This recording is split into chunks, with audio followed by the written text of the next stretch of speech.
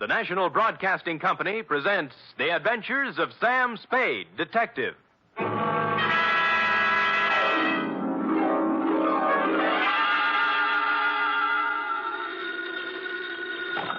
Sam Spade Detective Agency? Me, sweetheart. Sam!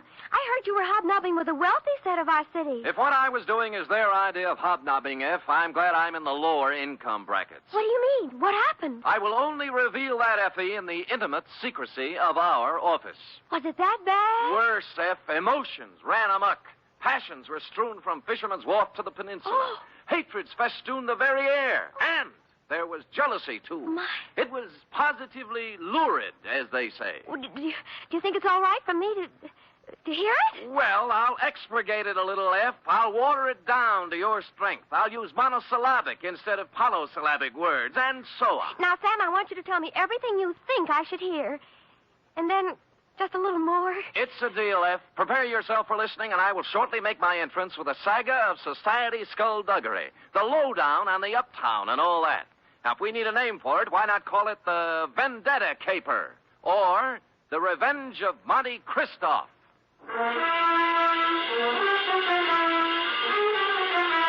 Transcribed for NBC, William Spier, radio's outstanding producer, director of mystery and crime drama, brings you the greatest private detective of them all in The Adventures of Sam Spade.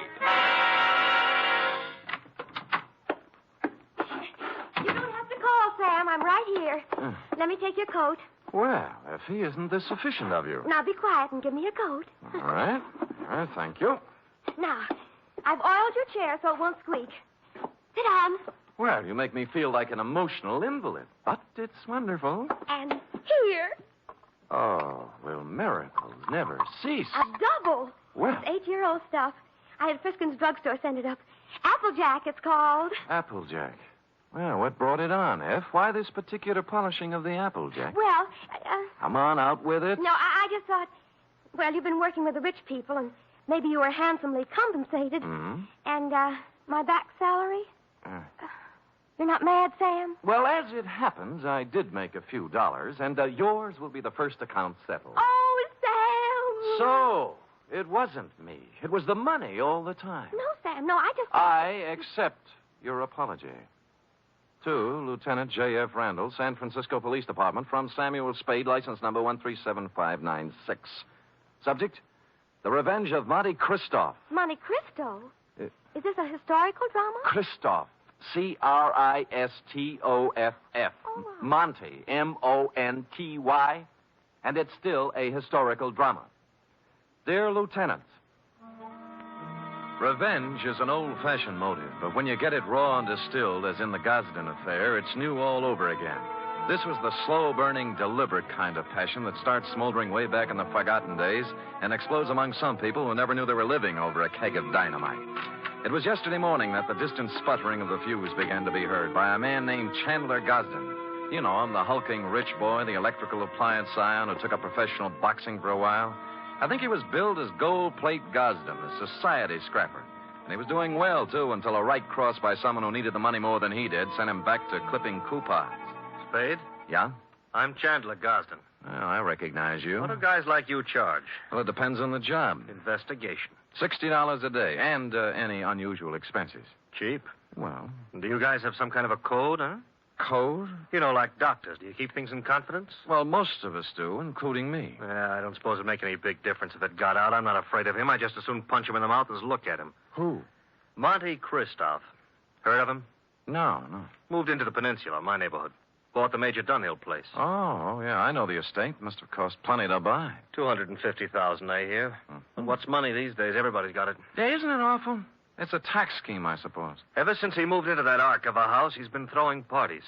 They're a cross between the last days of Pompeii and a Polish wedding. He invites hundreds of guests, everybody who is anybody. Disgusting. But it seems legal so far. He's been there 4 months throwing parties, inviting everybody in the phone book. Everybody but me. Well, maybe he just doesn't like you. What are you talking about? I'm one of the best-liked guys in the peninsula. Everybody likes me, little kids, cops, the guys at the country club. I never had an enemy in the world. Besides, I got Virginia. Oh, who's she? My wife.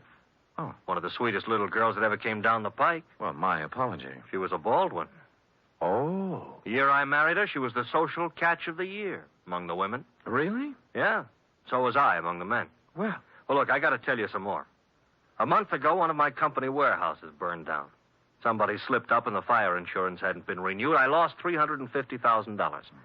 Guess who had lunch with my insurance man a week before the fire? Monte Cristo. You got it. Next thing is, the rumor gets around that the Gosden Electrical Company is on the verge of bankruptcy. No, of course it isn't. Absolutely not. A gossip columnist reports that I'm going to close up shop and beat it to South America with what dough is left. Then when the stock prices start dropping, somebody suddenly buys them up so fast they disappear overnight. Some corporation I never heard of called the Dantes Corporation. I see. And then all my friends start getting unfriendly. As soon as I show up, everybody stops talking. Act as if there's some big secret about me that I don't know. And they've all been to Monte Cristo's parties lately. That's right. The week after he arrived in town, all these things started happening. Now, what I want to find out is why. I don't even know the guy, but he's making a big change in my life. Well, it sounds like you're entitled to know. I don't know how far I can get. The best I can do is find out who he is, where he comes from, who his friends are, all those things. Okay, you're hired. Now, find out everything about this Monte Cristo. I got to know what's going on. I'm sorry, Chandler. I wasn't able to get here when you said. The traffic was absolutely unbelievable. Cars everywhere. They must be giving cars away these days. Everybody has one. I think we should get a helicopter. Mr. Spade, my wife, Ginny.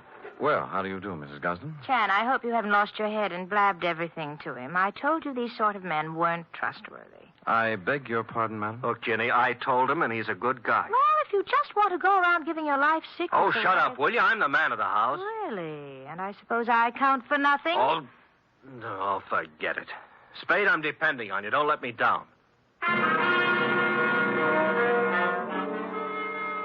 You wouldn't think a millionaire would be hard to biograph, but I came up with very little information on Mr. Monte Cristo. He'd arrived in town 4 months ago, stayed 10 days at the St. Mark Hotel, then bought his house. He had a bank deposit running into 7 figures. He had no known business connections, just money. The register at the St. Mark said he came from Chicago, and an airline company verified that he'd been a passenger aboard one of their ships from the Windy City. This was as far as I'd delved when my place of business was entered by a man in powder blue livery. You Spade? The same. Mr. Monte Cristo sent me to pick you up. I see. Up for where? For his mansion on the peninsula. Oh. He said he knew what a rough time you must be having at your present job and that he'd be glad to make the whole thing simple to you. Oh, he really said that? That's what he said. Oh. But I don't know what it means exactly. Well, I don't know what it means exactly either, but there's one good way to find out. Home, James? My name is Bertuccio, sir. Bertuccio? I see. How long have they been calling you that? Well, let me see. It's about... Oh, what do you mean? I mean, it's my name. All right. We'll talk it over in the car.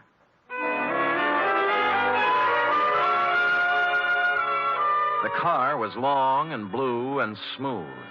I'm as democratic as the next guy, and I would just as soon have ridden up front with Bertuccio, but no, he wouldn't hear of it. I had to ride in a back seat with a window of bulletproof glass separating us. And thus we rode down to the peninsula. We glided down elm-shaded streets and finally through the gate of Monte Cristo's estate. The driveway was lined with spring green poplars. The mansion door was opened by a rear admiral, and I was ushered in. I wouldn't want to say that the living room was large, but I coughed once, and it was a full minute before the echo came back. A door opened somewhere, and a tan, hard-bodied man walked in across the marble floor with an outstretched hand. It was tougher than whalebone. I appreciate your coming, Mr. Spade. Mr. Christoph. Did you have a drink? Champagne, Scotch, Irish, what? Oh, anything, whatever you like. Good. I figured you for rye. It's already ordered. Rye it is. Cigar? No, thanks. They're custom rolled Havanas, made expressly to my own taste. Oh, thanks anyway, but I have some beat-up cigarettes here, son. Oh, try mine. The King of England, I did him a favor once. He ships them over. How is George? You drink, Mr. Spade. Oh, thank you, Bertuccio. Now, you've been investigating me. Yes. And you haven't found out anything. How'd you know, Mr. Cristo? There was nothing to find out. Well, you read. I'll do you a service and save you time and money. Well, that's a handsome offer. I accept. I was born in Michigan to a prosperous lumber family. I went to Phillips Andover and Harvard. Well. Mark's fair. I served with the Army in the recent war. Major. Military police. Wounded twice. Uh-huh. Parents died while I was in Italy. I inherited enormous lumber holdings, which I sold. Hence my bank account. I like San Francisco. Came here, settled down. Well, you're very kind, but I don't need all this I have more money than a man can spend in a lifetime. And by that, I don't mean to boast. It was an accident of birth. Yes. Now, Mr. Christoph, I'm only trying to find out. I know what you're trying to find out. Chandler Gosden put you on my trail. Well, there's no need to deny it. And what would you take to get off my trail, Mr. Spade? Well? New car, a selection of fine liquor, a better job, cash? All rather enticing, but I'm afraid you've misjudged me, sir. I only work for one client at a time. Is there anything wrong with switching your allegiance? Well, I'm afraid it wouldn't be cricket. Is that the way they say it at Andover? Very well. Huh. Then I'm afraid I've given you all the information I can about myself. Well, you've been very generous. But just one other thing. How long did you live in Chicago? Chicago? Yes. I never lived there. But you flew here from Chicago. Oh, that. I was just there on business. Uh-huh. Well, if you say so. Bertuccio is outside with a car. He'll drive you back to your office. And with that, he turned and left me. Outside, Bertuccio was waiting. Impassively, he ushered me into the limousine and started out. Only we didn't head for my office. Instead, we seemed to be leaving town. I banged on the glass between us, but Bertuccio didn't choose to answer. When we stopped at a light, I tried the doors, but they were both mysteriously locked. I was a prisoner in a moving jail. I made desperate signs to passers-by and traffic policemen I knew, but they just smiled and waved back at me. It was all very jolly. So I sat back and waited. About 20 or 30 miles out of town, we pulled onto a lonesome road and stopped. Here we are. Well, just where are we and why? Now, don't blow your top. Christoph told me to take you out here and to give you this. Oh? What's in the envelope? Money. $2,000 to be exact. Well, that's a lot of grands. They're going to do a lot for you. You're going to take it and keep going north. 48 hours will be long enough, just so you keep out of Frisco. Well, just so you know how I stand, I'm going back. You know, I was hoping you'd say that. Now I can do things my own.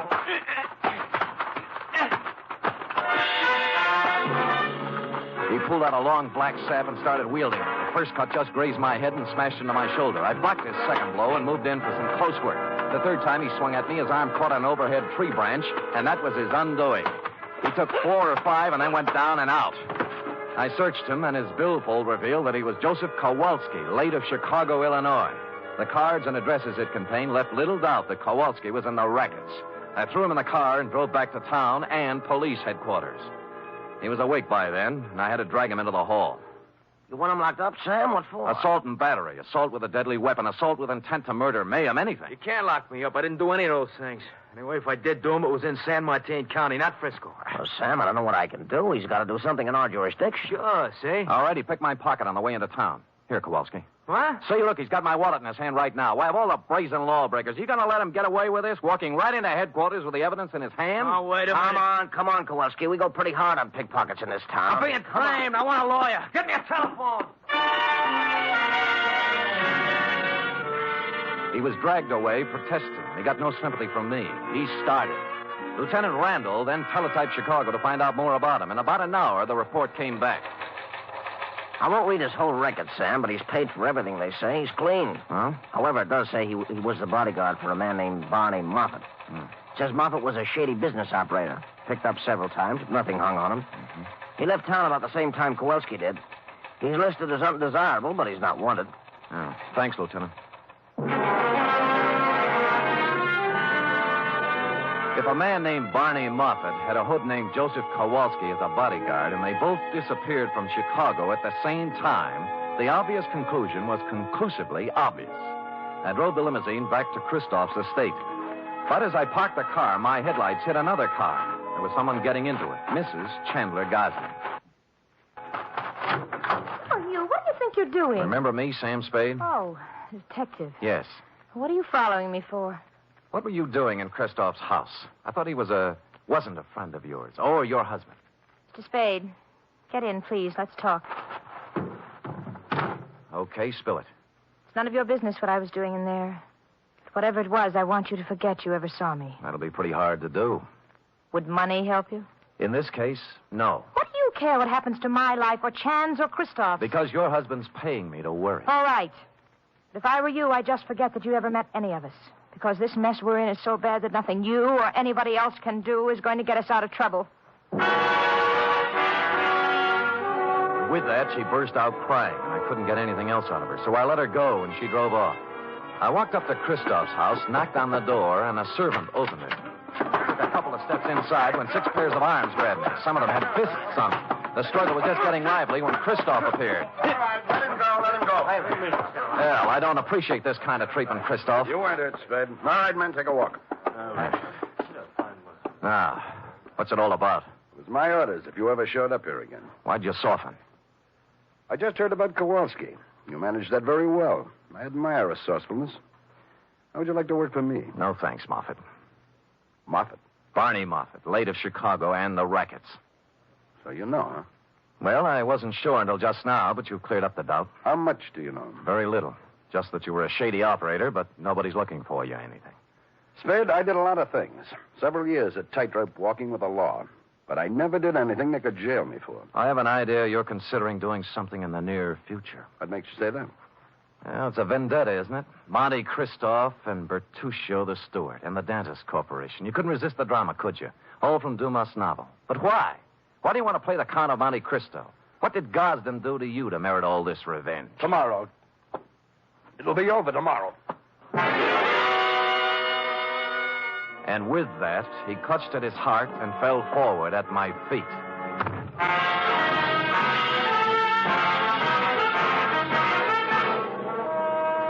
You are listening to the weekly adventure of radio's most famous detective, Sam Spade.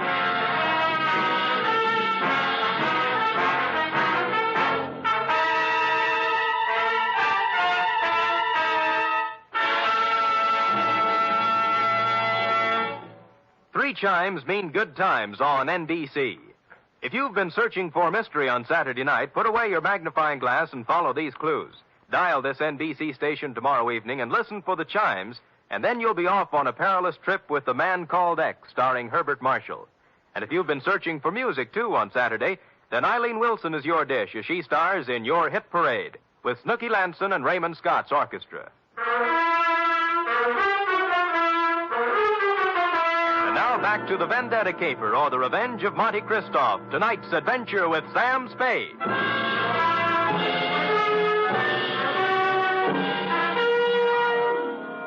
I bent over and listened to his heart. It was okay. Monte Christoph had just keeled over, apparently, from a crescendo of emotion. He blacked out. I didn't want to be held up by his henchmen, so I left the room and walked out of the house without calling anybody. I walked down the road, and good luck, there was an empty cab cruising along. At Chandler Gosden's, I found him pacing the living room in a state of physical and mental disorder. I told him what I knew. Vendetta? Why? I never heard of him. I never did anything to the man. Why would your wife go and see him? I don't know. Why don't you ask her? Because she hasn't been home all day, and here it is 1 o'clock in the morning. She still isn't in. Tell me, is there something special happening tomorrow? Christoph seemed to think that everything would be settled tomorrow. It's our annual corporation election, just a matter of form. I'm elected president. A few other people voted into office, always the same people. Well, then he must plan to swing the election his way. Maybe put you in office. Huh, got a fat chance of that. I don't care how much stock he buys. Ginny owns 10%. I own 41. That's 51%. If he bought 49% in the open market, that still wouldn't be enough. We could still outvote him. You're sure you've got the stock in your possession? Sure. I saw it last week when I was down in the vault looking for my birth certificate. Stupid me. Forgot I don't have a birth certificate. Huh? No, that must be Edson, my lawyer. Called and said he had something on his mind. Chandler, I have bad news for you. It can wait. No, it can't. This is Sam Spade, Ralph Edson. How do you do? Spade. Now, Chan, listen to me. All right, what's biting you? Just this. We're liable to lose that election tomorrow. What are you talking about? We can't. I just found out that Monte Christoph has 59% of the voting stock in Gosden Electric. 15? He can't have it. Oh, look, wait a minute. If my wife sold her stock, he could have 59, couldn't he? He could. Spade. Huh? Are you positive you saw her coming out of Christoph's house? I'm afraid I did. I'm gonna find her. And if she sold any of her stock to Christoph, I'll kill her. I tried to dissuade him, but he brushed me and the lawyer aside and ran out of the house. I called the police and told them to try and find Virginia Gosden before her husband did. Then I went looking myself. The first place I tried was Monte Christoph's mansion. There were lights on, so I entered, gun in hand. I didn't have any time to dicker with servants and bodyguards. And Christoph appeared in a matter of seconds. All right, Spade, what is it you want now? Virginia Gosden. She hasn't been here since the last time you saw her. You know where she is? Haven't any idea. Well, if you know, tell me. Her husband's looking for her with homicide in his eyes. I can't say I'm sorry. Well, that's a nice sentiment. She sold you her stock in the Gosden Company, didn't she? Since you seem to know about it, yes. Why? She in love with you? I think maybe she is. And you're in love with her? She's a stupid, empty-headed nothing. I can't stand the sight of her. I hate her. Now, hold it now. You'll knock yourself out again. Yes. Yes. Come over here.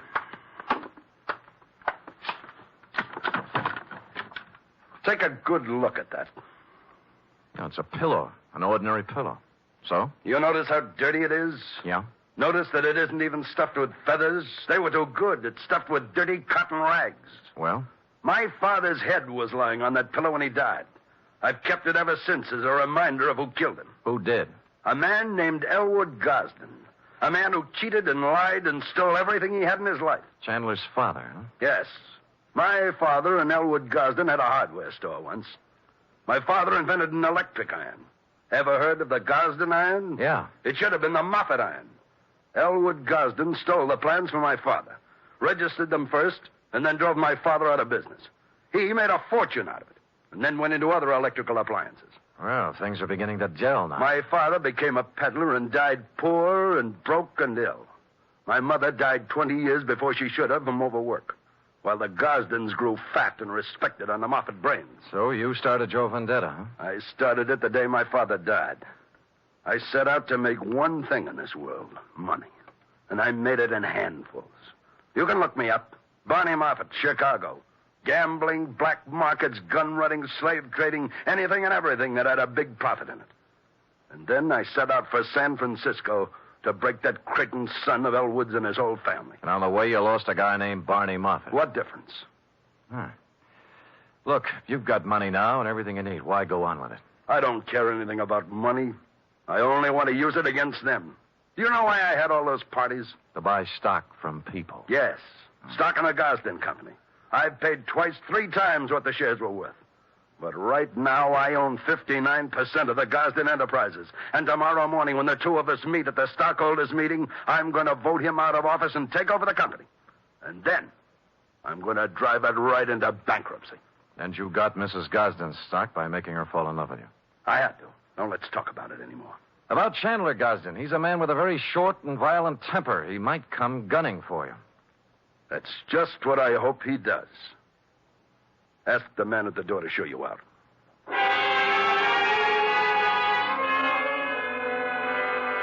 I spent most of the night trying to find Virginia Gosden with no luck.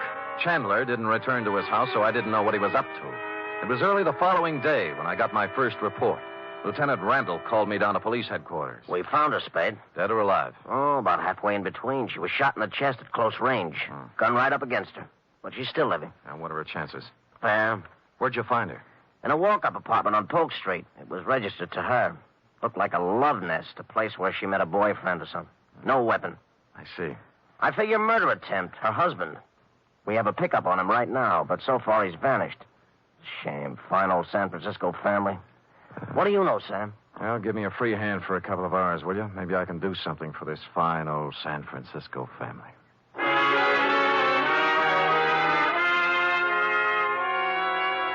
I had no more idea than the police where Chandler Gosden was at the moment, but I had a good idea where he might be later in the morning. I put a call into Ralph Edson, his lawyer. The stockholders' meeting of the Gosden Company was to be held at 11 o'clock at their executive offices. Edson got me in, and at 5 minutes to 11, Monte Christoph walked in. There were 3 of us. None of us spoke. We just sat around a long, polished table, alternately watching the clock and the door. At 11:03, the door opened. Chandler Gosden stood there, rumpled, red-eyed, vicious. He had a gun. The first man who moves is going to get a bullet right in the face. Chandler, for heaven's sake. Shut up. Is that the gun you tried to kill your wife with? It's the gun, but I didn't try to kill her. She did it herself because he drove her to it. Me? Yeah, you, Christoph. You were meeting her in an apartment. Don't think I've been dumb. Put the gun away and let's get down to business. Are you kidding? I got the same gun she used on herself, and I'm going to use it on you. Well, stop talking and get it over with. You act as if you want me to do it. All right. Edson, Spade, clear out of here. Gosden, use your head. I said get out of here. Now go on. Okay, but don't take your eye off him. He's got a gun in his pocket. Don't worry, I won't. You were working for him. Working for him all along, everybody was. No, now listen to me. He wanted you to kill him. He doesn't care about himself. He just wanted you to be put away for murder. Spade, this is our affair, not yours. Now, look, both of you shut up and listen. This is a tough thing to try to settle something that's been boiling up in you, Moffat, ever since you can remember. You spent all of your grown-up life trying to get back at the wrong man. It appealed to some ironical sense of yours to carry out the Monte Cristo revenge story. Now, let me ask you this. You remember all about Monte Cristo and how he ruined the people who had ruined his life and how his father died heartbroken. But do you remember the end of that book? Go on. He found that he couldn't bring himself to revenge the wrongdoings of families on their innocent children. That reads good in a book, but I don't feel that way. Well, maybe you will when you hear this. What? This man right here that you spent 20 years getting ready to ruin is not even a Gosden. Huh? What? He's an adopted son. Mr. Elwood Spade, Gosden adopted him from an Oakland orphanage on October 11th, 1907. I got the records to prove it this morning. I don't believe it. I would have known. Mr. Edson, you've always been the family lawyer. Isn't this true? It was a long chance that Edson would play along with it. But to bring it off, it needed the final clincher. Lawyer Edson looked at me, then looked at Chandler Gosden. He gulped and licked his lips. It's true. It's true, Chandler. Adopted? Your father never wanted you to know. Chandler didn't move. He just stood there stunned. But Barney Moffat sank down into a chair and buried his head in his hands. Edson and I looked at each other and waited. And finally, Christoph looked up and spoke. Start the meeting. Mr. Edson? I hereby declare the annual stockholders' meeting of the Gosden Company open. Mr. Gosden? I don't care what happens now. I bow to the majority stockholder. Oh. Mr. Christopher... I beg your pardon, Mr. Moffat? As the majority stockholder, I vote that the chairmanship of the Gosden Electrical Corporation remain as it has for the past 20 years with Chandler Gosden.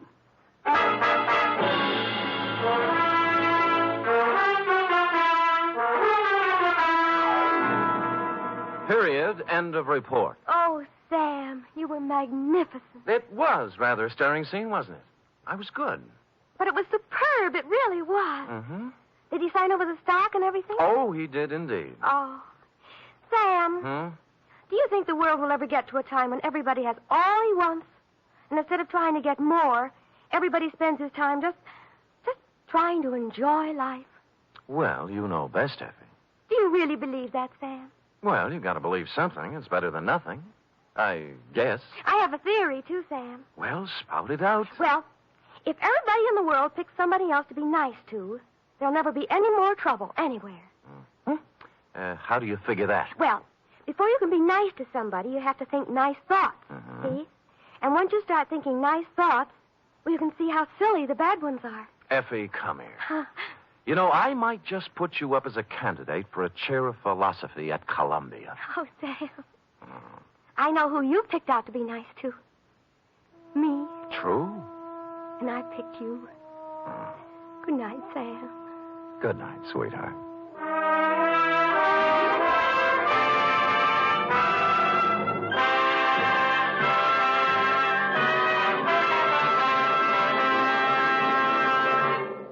Tonight's transcribed adventure of Sam Spade was produced, edited, and directed by William Spier. Sam Spade was played by Stephen Dunne, Lurene Tuttle as Effie.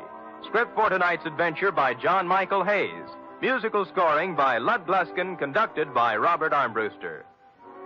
Join us again next week, same time, for another adventure with Sam Spade.